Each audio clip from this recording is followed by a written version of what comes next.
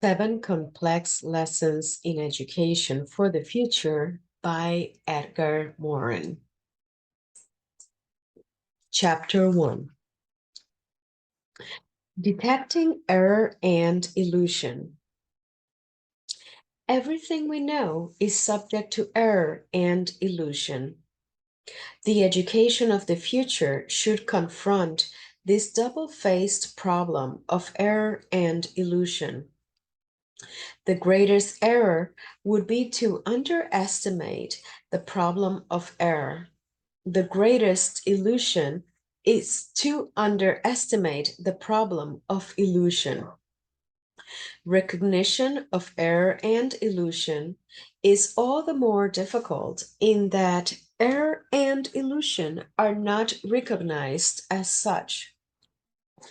Error and illusion have been parasitizing the human mind from the first days of Homo sapiens.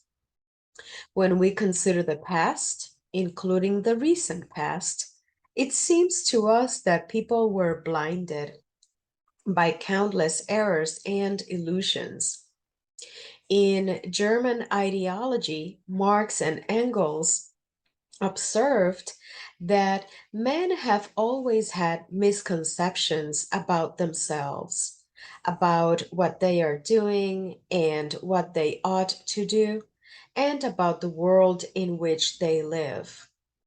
But neither Marx nor Engels were able to avoid the same kind of errors. Number 1, the Achilles heel of knowledge. Education should show that there is no learning which is not, to some extent, vulnerable to error and illusion. Information theory shows that the risk of error from random perturbations or noise is inherent in all transmission of information, all communication of messages. Knowledge is not a mirror of things or of the outside world. All perceptions are cerebral translations and reconstructions of stimuli and signs captured and coded by the senses. As we well know, this entails countless errors of perception, though these perceptions come from vision, our most reliable sense. Intellectual error combines with perceptual errors. Knowledge in the form of words, ideas, and theories is the fruit of translation, reconstruction by way of language and thought, and as such subject to error. This knowledge, being translation and reconstruction, involves interpretation, introducing the risk of error within the subjectivity of the knower, his worldview, his principles of knowledge. This causes countless errors of conception and ideas that occur despite our rational controls. Projection of our fears and desires and mental perturbation from our emotions multiply the risk of errors. One might then suppose that the risk of error could be eliminated by suppressing emotion, sentiments, hatred, love, friendship may blind us, but in fact, intellectual and emotional development are inseparable in all mammals, and particularly human beings, whose curiosity and passion are the well springs of scientific and philosophic research. Affectivity may stifle knowledge, but it may also enrich it. Intelligence and affectivity are closely related. The ability to reason can be diminished or destroyed by an emotional deficit, and impaired ability to react emotionally may cause irrational behavior. There is no superior stage of reason dominating emotion. There is an intellect emotion loop. In some respects, emotional capacity is an absolute necessity for the functioning of rational behavior. Advances in scientific knowledge provide powerful means of error detection and combat against illusion. However, the paradigms that control science can also develop illusions, and no scientific theory is forever immune to error. Moreover, scientific knowledge alone cannot treat ethical, philosophical, or epistemological questions. Education should strive to develop the ability to detect sources of error, illusion, and blindness. 1.1 Mental Errors. No cerebral system gives us the power to distinguish hallucination from perception, dream from walking, the imaginary from the real, the subjective from the objective. Human beings have an extraordinary capacity for fantasy and imagination. Entry and exit routes connecting the organism to the outside world make up only 2% of the entire neurocerebral system. The remaining 98% is devoted to inner functions. The brain constructs a quiet, independent psychic world where fantasies, needs, images, ideas, desires, and dreams ferment. And this world infiltrates our vision or conception of the outside world. Further, the mind of every human being is subject to self-deception, a permanent source of errors and illusions. Egocentricity, the need for self-justification, the tendency to project the cause of evil onto others, make people lie to themselves without detecting their own lies. Our memory itself is subject to many types of error. Memories that are not regenerated by remembrance tend to degenerate, but each remembrance may enhance or darken the memory. Our mind unconsciously tends to select memories that are advantageous to us and suppress or erase unfavorable memories. We give ourselves a flattering role. We tend to deform memories by unconscious projections or confusions. Sometimes false memories convince us we have experienced things that never happened to us, and suppressed memories deny things we did experience.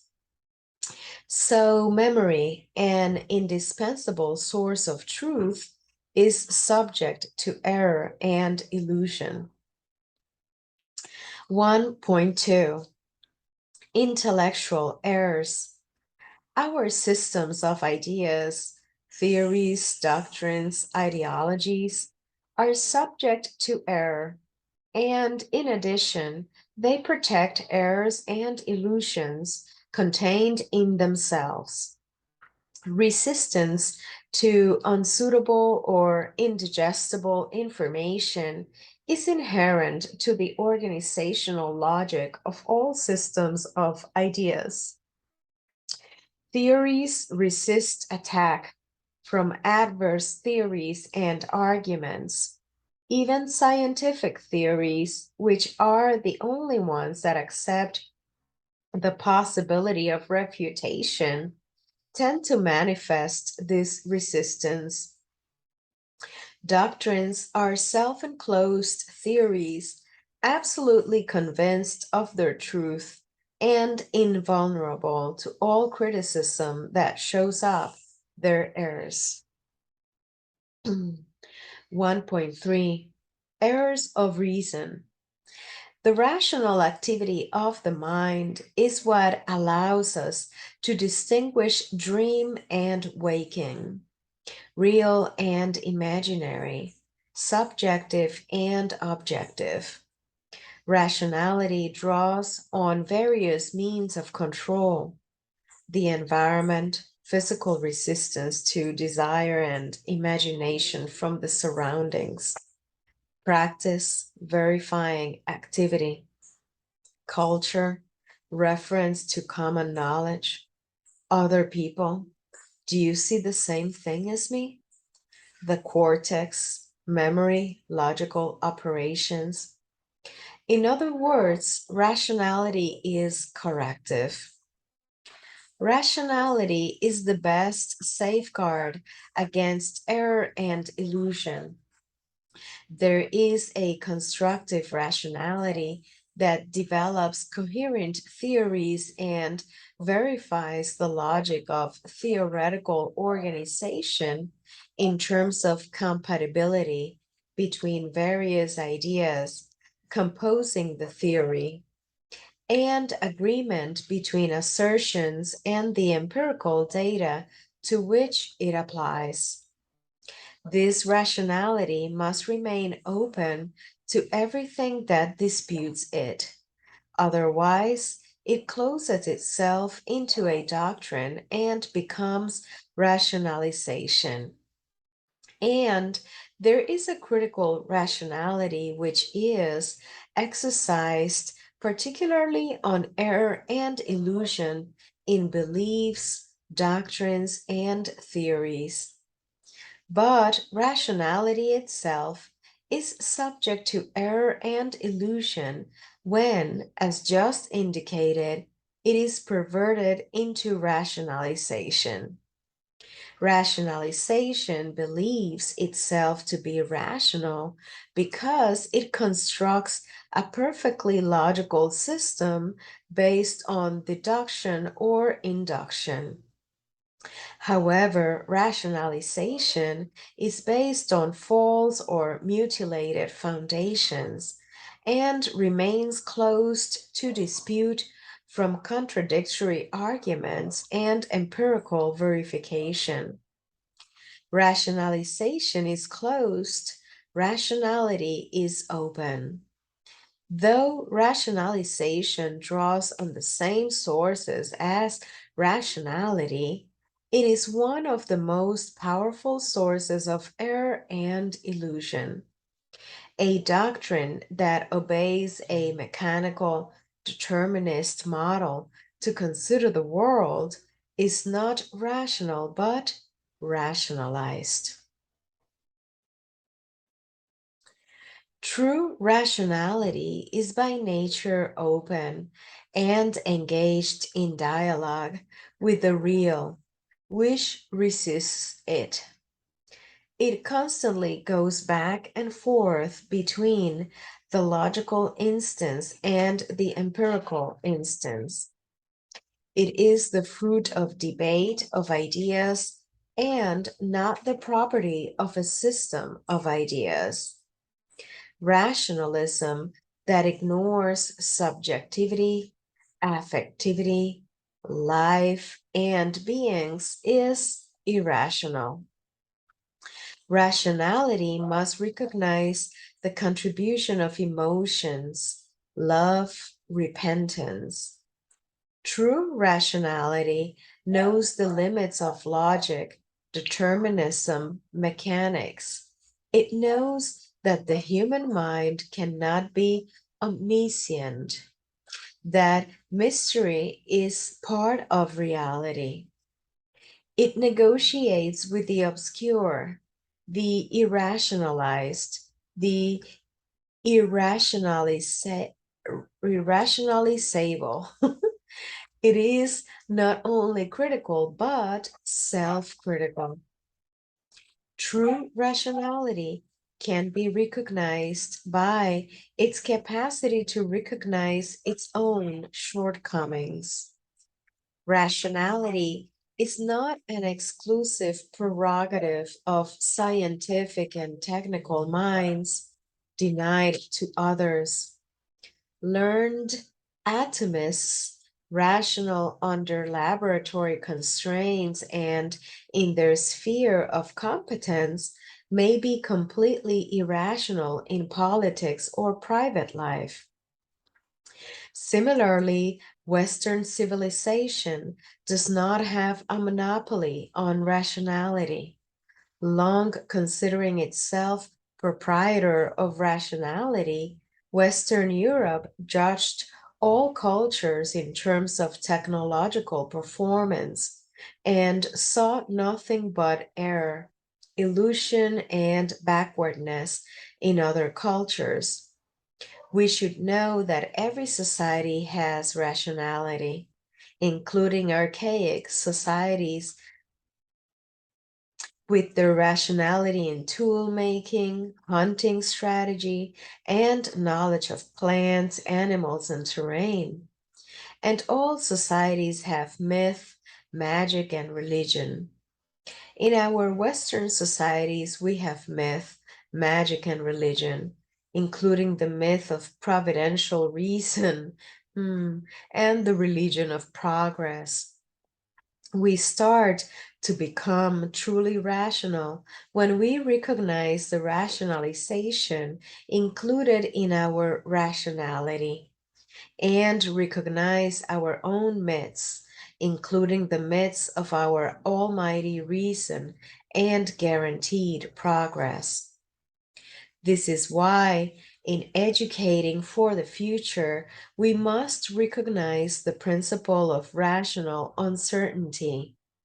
If rationality does not maintain constant self critical vigilance, it can turn into rationalizing illusion, which is to say that true rationality is not only theoretical, not only critical, but also self critical.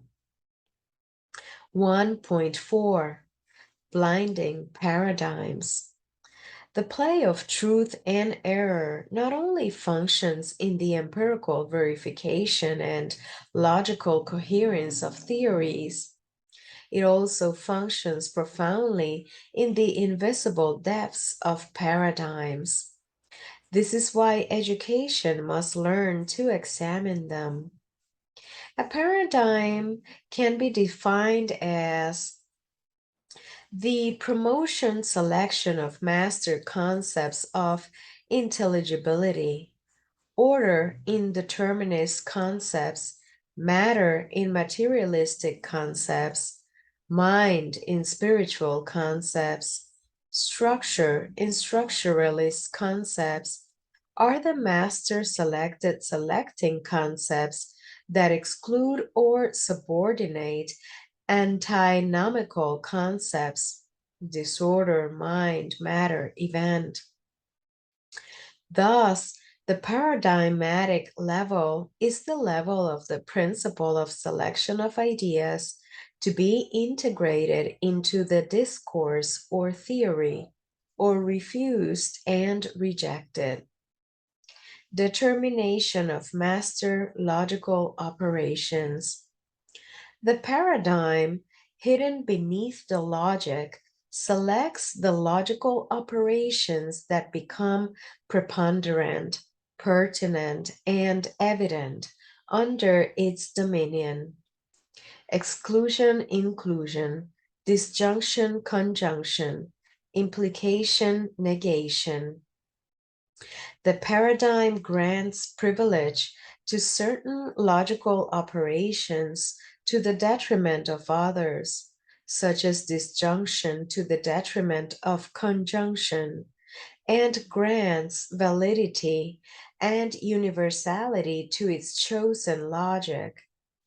Thereby, it gives the qualities of necessity and truth to the discourse and theory it controls. By prescription and proscription, the paradigm founds the axiom and expresses itself in the axiom. Every natural phenomenon obeys determinism. Every properly human phenomenon is defined by opposition to nature. Thus, the paradigm selects and determines conceptualization and logical operations. It designates the fundamental categories of intelligibility and controls their use. Individuals know, think, and act according to interiorized, culturally inscribed paradigms. For example, there are two opposite paradigms concerning the man nature relation. The first paradigm includes the human in nature. All discourse under its dominion makes man a natural being and recognizes human nature. The second paradigm prescribes disjunction between these two terms and determines man's specificities by exclusion of the idea of nature. These two contrary paradigms share a common obedience to an even deeper paradigm, the paradigm of simplification, which, in the face of any conceptual complexity, prescribes either reduction, here of the human to the natural, or disjunction, here between the human and the natural.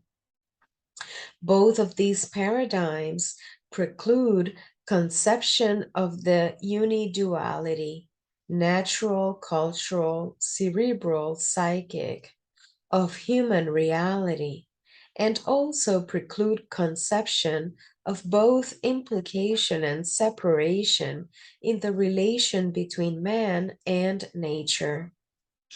Only a complex paradigm of implication, distinction, conjunction would allow such a conception. But it is not yet inscribed in scientific culture. The paradigm is both underground and sovereign in all theories, doctrines, and ideologies. The paradigm is unconscious, but it irrigates and controls conscious thought, making it also superconscious. In short, the paradigm institutes primordial relations that form axioms, determine concepts, command discourse, and or theories. It organizes their organization and generates their generation or regeneration.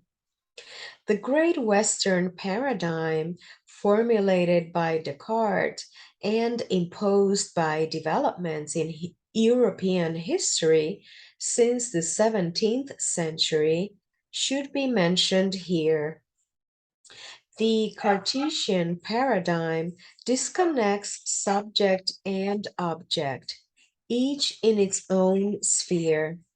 Philosophy and reflective research here, science and objective research there. This dissociation goes right through the universe.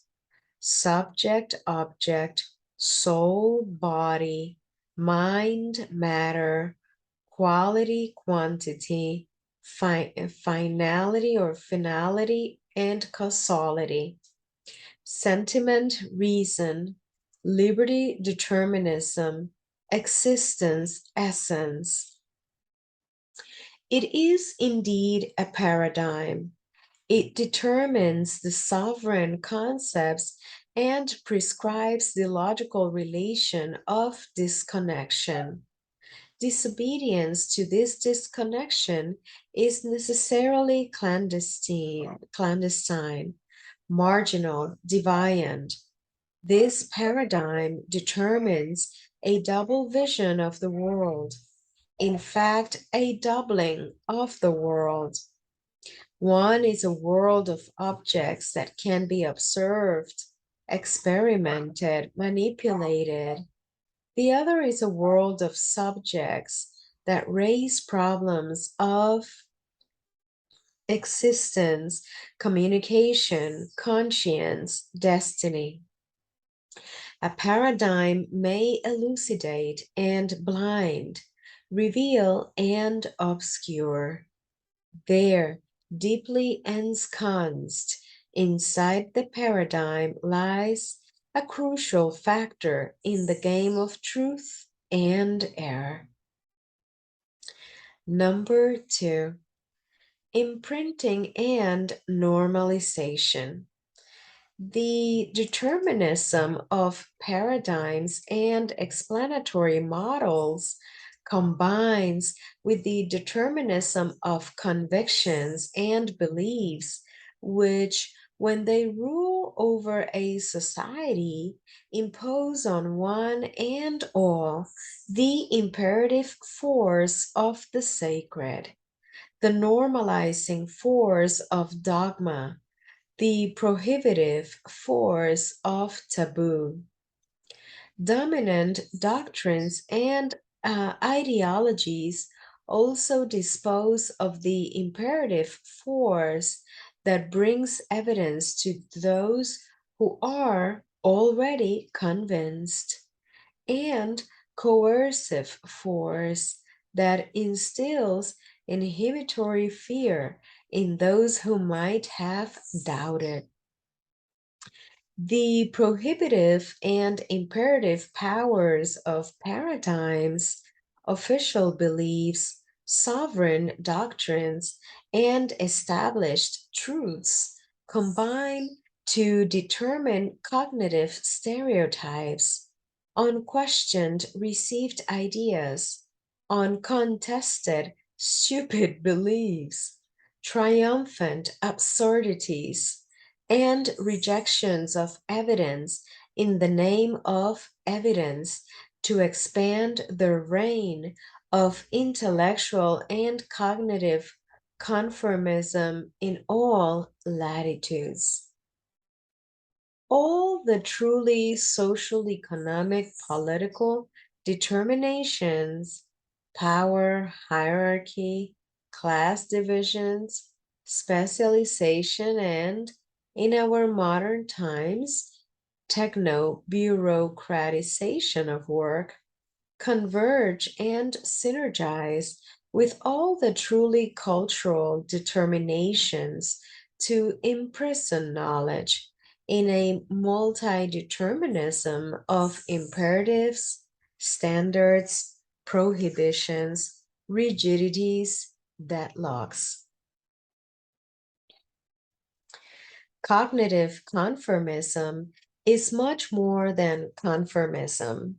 It is cultural imprinting, a template imprint that inscribes conformism in depth, a normalization that eliminates anything that might dispute it.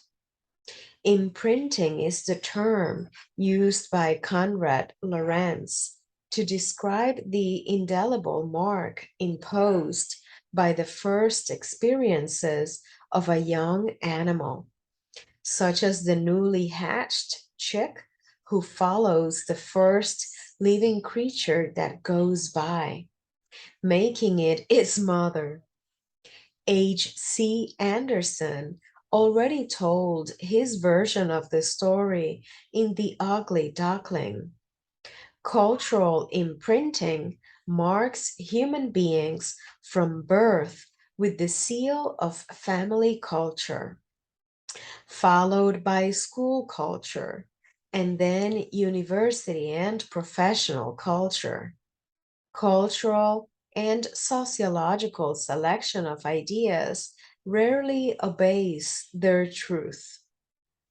On the contrary, it may be pitiless for the search for truth.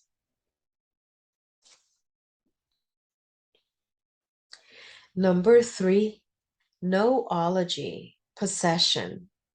According to Marx, the products of the human mind appear as independent beings, endowed with individual bodies, in communication with humans and among themselves. Taking this one step further, we can say that beliefs and ideas are not only products of the mind, they are also states of mind that have life and power.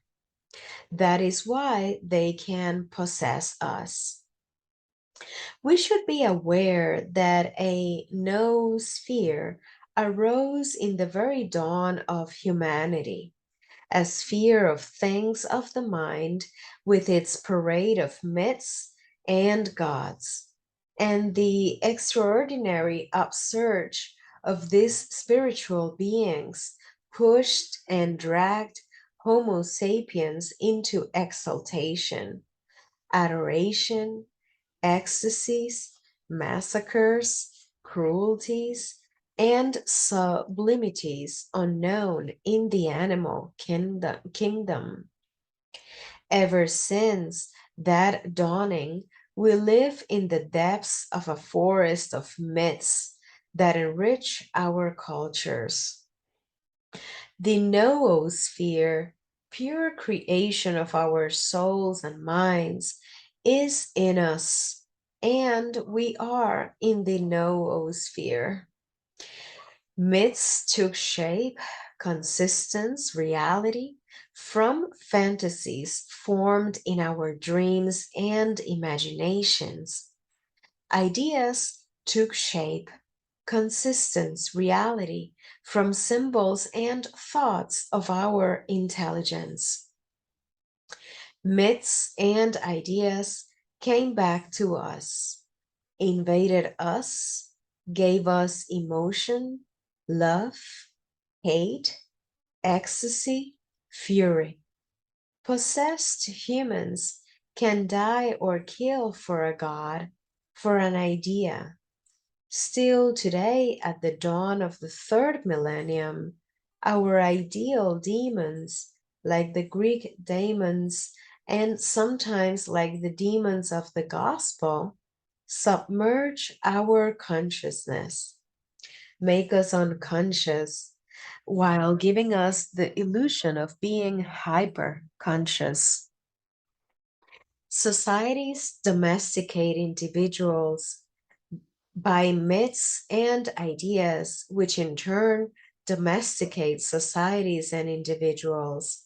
But individuals could reciprocally domesticate their ideas just as they could control their society, which controls them. In the complex, complementary, antagonistic, uncertain game of mutual servitude, exploitation, parasitism, between the three instances, individual, society, noosphere, there may be room to seek symbiosis, which does not mean making an ideal of the reduction of ideas to pure instruments and turning them into things. Ideas exist by and for man, but man also exists by and for ideas. We cannot make good use of ideas unless we also know how to be useful to them. Shouldn't we realize that we are possessed, so we can dialogue with our ideas, control them as much as they control us, and submit them to tests of truth and error.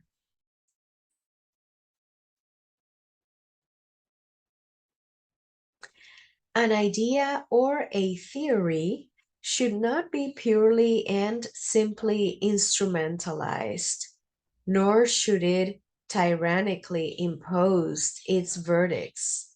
It should be relativized and domesticated.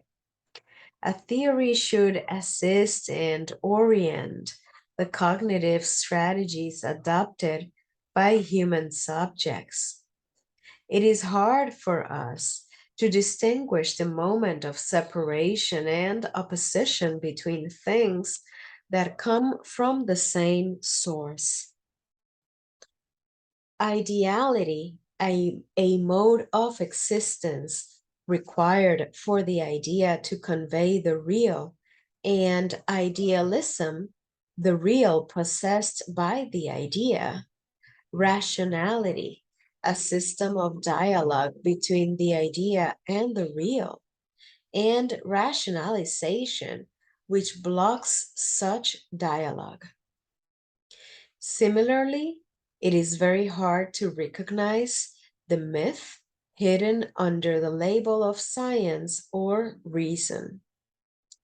Again, we see that the major intellectual obstacle to learning lies in our intellectual means of learning.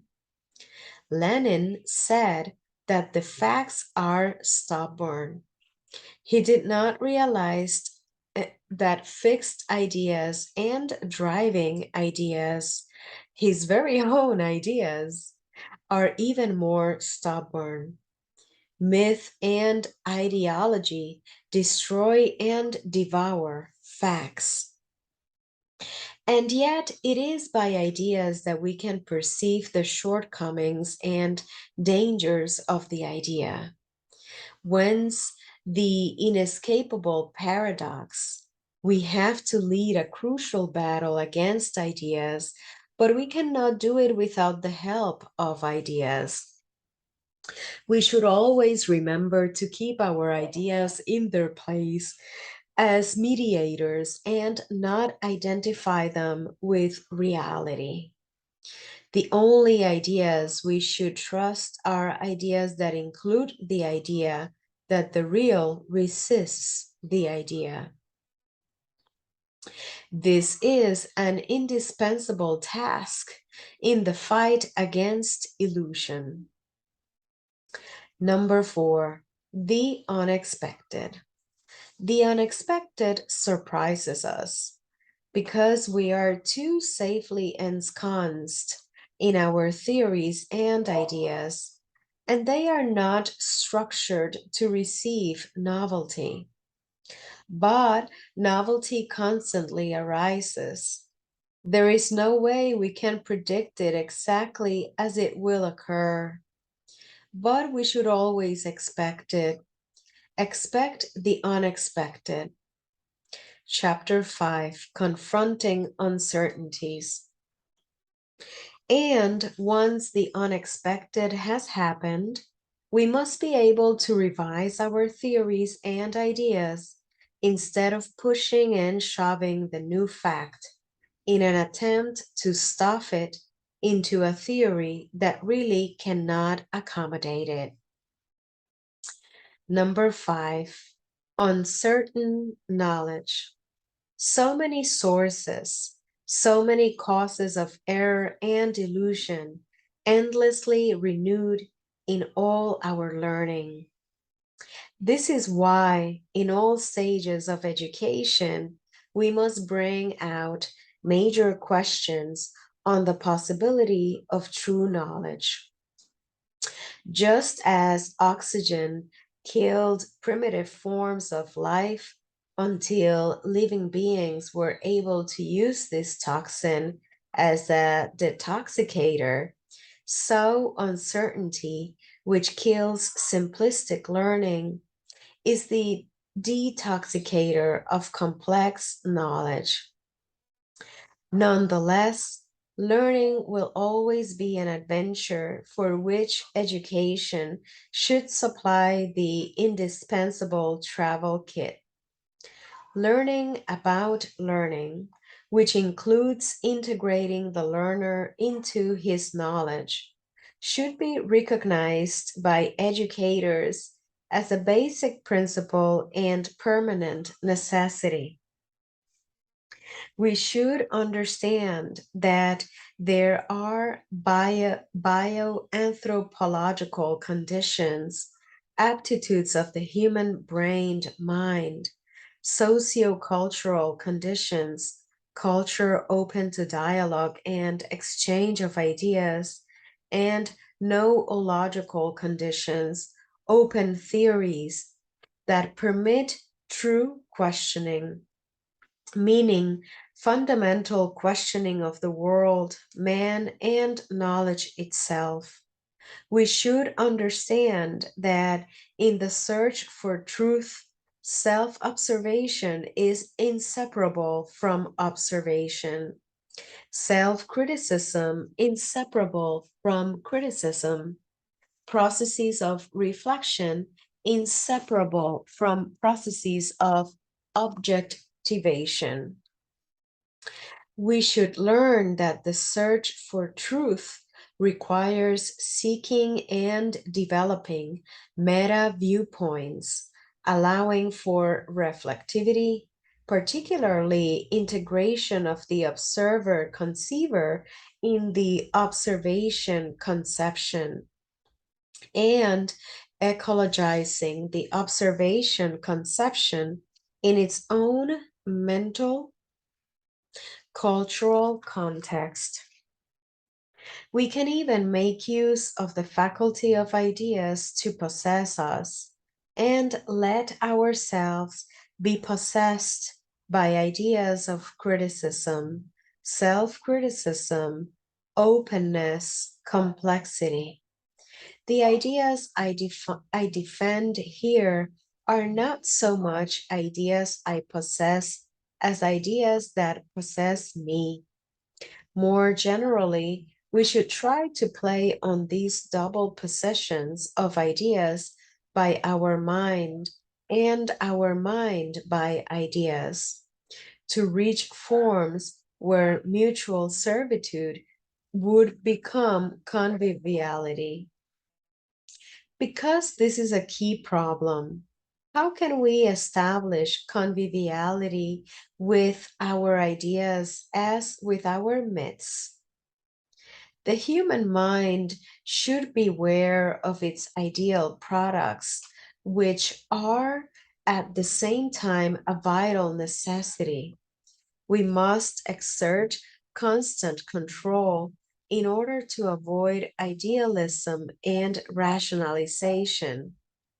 We need mutual negotiations and controls between our minds and our ideas.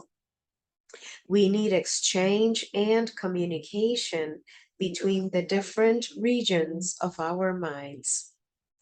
We must be aware of the that and the on one that speak through the I, and we must be constantly alert to detect self deception.